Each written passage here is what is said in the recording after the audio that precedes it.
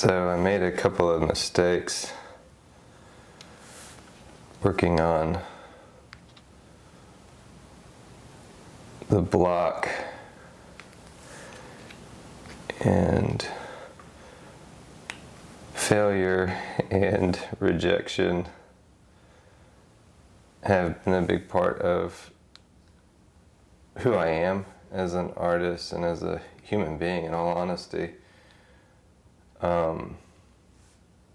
And I was thinking this morning as I was feeding the animals, I think I've learned more from failure and rejection than I could ever learn from success.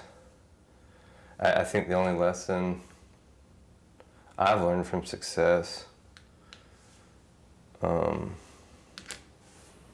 maybe the only lesson possible to learn from success, is really how little success matters. And just how much it can derail you from your focus.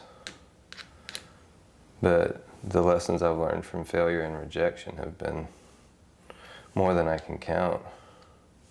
So right here, I nicked the I. I broke the line, and I think I broke the line on this E. But the line and I'm looking, there's probably a few more mistakes in here as well, and they just become kind of part of the block. So we won't see for sure what that happened until we print. I think I may be able to print next week or maybe the week after, I don't know. I'm not in any rush for printing. But oftentimes one of the things I've learned to love about block printing is the mistakes and the places where I break the line or something actually kind of become organic to the whole. And if I were just to scrutinize that one bad I, or whatever that line break there, I would miss kind of its contribution, the error or the failure's kind of contribution to the whole, which oftentimes gives it just kind of sometimes there's a certain appeal in it, you know.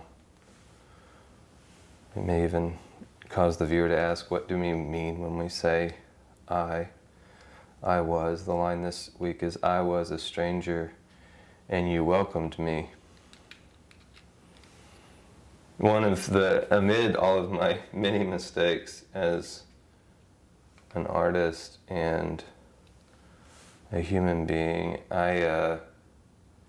one of the things I think I did right was in my undergraduate, I didn't study any kind of formal art. I studied X-ray technology. And I think that was a wise choice. I think it's good for artists to find a vocation, like a trade, a skilled trade, like welding or being an electrician or a nurse or a doctor or X-ray tech for me. Because this evening I'll go to work at the hospital and I'll have opportunities to just kind of live this out. I was a stranger and you welcomed me. So I spend a lot of time gaining people's trust at the hospital in order to do fairly complex technological exams with a piece of equipment that I just love, the CT scanner, big plastic donut. But I think more than the technology, it's just what I've learned from interacting with people who are suffering, people who have big questions, who don't know, who are concerned about their diagnosis or concerned about their health. Is you're just meeting someone at a really pivotal moment of their life, and the things that they bring to that moment are very insightful. I've learned a lot from just meeting people where they're at and seeking to welcome them and say and do those things that will make them feel like they belong, even in this strange imaging suite, the CT exam room. And I think it goes back to that idea of rejection and failure. There's a stranger in each one of us that we kind of hold at arm's length. It's part of who we are.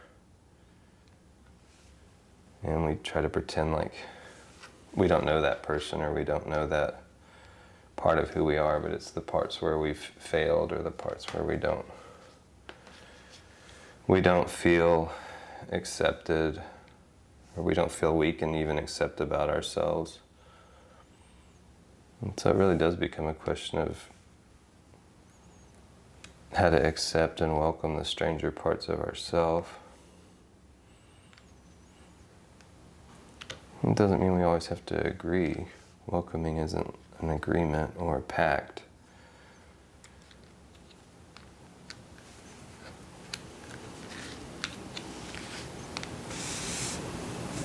But if art doesn't create community, in my mind,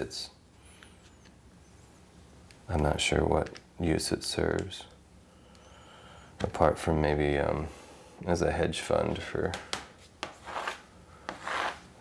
the wealthy.